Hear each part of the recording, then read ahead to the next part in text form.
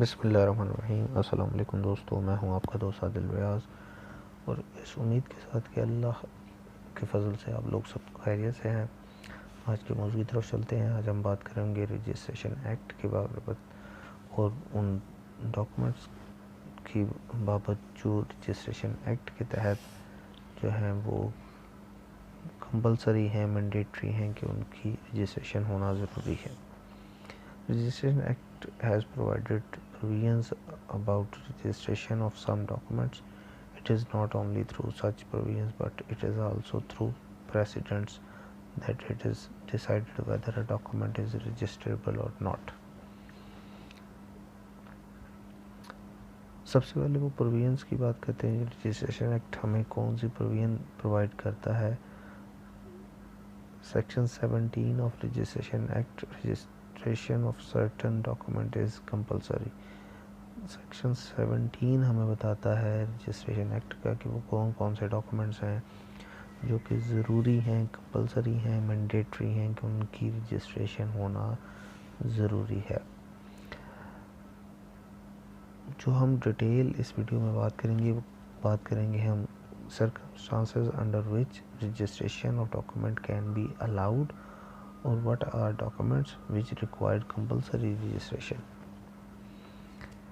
ان تمام ڈاکومنٹس کی بابت ہم بات کریں کہ کن کن ڈاکومنٹس کو رجسٹریشن کی اجازت ملی ہے اور کون کون سے ڈاکومنٹس کن حالات میں ضروری ہیں کہ ان کی رجسٹریشن ہونی چاہیے۔ سب سے پہلی one by one in documents پہ بات کرتے جائیں گے جن ڈاکومنٹس کا رجسٹر ہونا ضروری ہے۔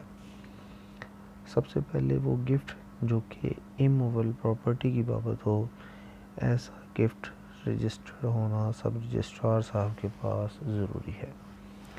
اس کے بعد لیز آف اموویبل پراپرٹی، وہ لیز جو ایک سال سے دوسرے سال تک کے لیے ہو، ایسی لیز کا رجسٹرڈ ہونا ضروری ہے۔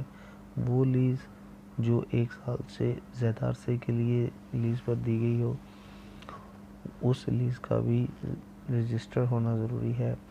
وہ لیز جو ریزرو کرتی ہو پورے ایک سال کا کرایہ ایک دفعہ یکمشت، ایسی لیز کا بھی رجسٹر ہونا ضروری ہے۔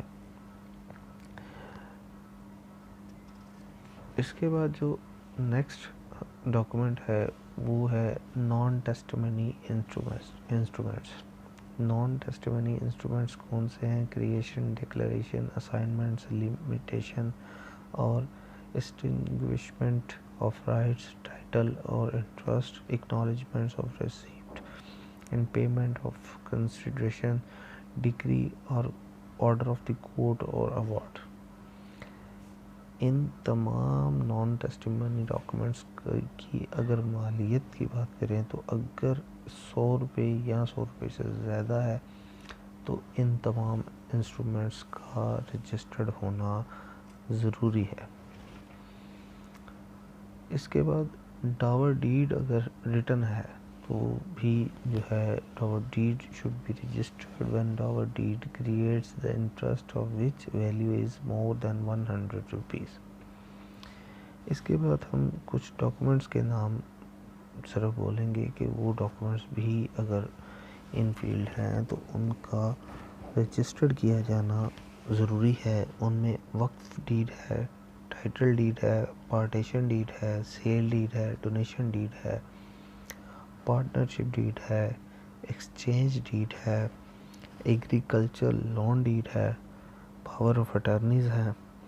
ان سب کا جو ہے وہ رجسٹرڈ ہونا ضروری ہے، مینڈیٹری ہے as per section 17 of registration act. اس کے بعد مورٹگیج ڈیڈ ہے۔ مورٹگیج ڈیڈ بھی should be registered when mortgage money is 100 rupees or more than 100 rupees۔ اس کے بعد اگر دو فریقین کے درمیان کوئی راضی نامہ آ جاتا ہے، کمپرومائز ڈیڈ ریٹن فارم میں سامنے آتی ہے تو اس کو بھی رجسٹرڈ کروانا ضروری ہے۔ اس کے بعد پریپیچول ڈیڈ، اگر دوامی ڈیڈ پریپیچول لیز ہے تو اس لیز کو بھی رجسٹرڈ کروانا ضروری ہے.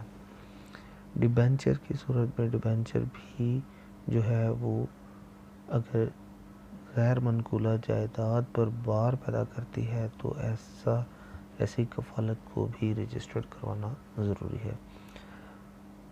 اگر ہم آج کے اس ٹاپک کو کنکلوڈ کرنے کی طرف جائیں تو ہم کہہ سکتے ہیں کہ وہ ڈاکومنٹس جو کہ ضروری نہیں ہیں سیکشن 17 کے زمرے میں نہیں آتے. Clear distinction has been provided between compulsory and optional registration. In fact, registration has been made compulsory for those documents which are in relation to immovable property. On the other hand, registration has been made optional for those documents which are in relation to movable property. جو کہ غیر منقولہ جائیداد سے منسلک کاغذات ہیں ان کو section 17 کور کرتا ہے رجسٹریشن ایکٹ کا، اور ان کی رجسٹریشن جو ہے وہ کمپلسری قرار دی گئی ہے، ضروری قرار دی گئی ہے. اور جو ڈاکومنٹ آپشنل ہیں وہ منقولہ جائیداد موویبل جائیداد کے بابت ہیں کہ اس میں جو رجسٹریشن کا عمل ہے اس کو آپشنل کیٹیگری میں رکھا گیا ہے. تو دوستو یہ تھا آج کا ہمارا ٹاپک. امید کرتا ہوں آپ کو آج کا ٹاپک پسند آیا ہوگا. اللہ پاک آپ کا اور میرا حامی ناصر ہو. دعاؤں میں یاد رکھیں. السلام علیکم.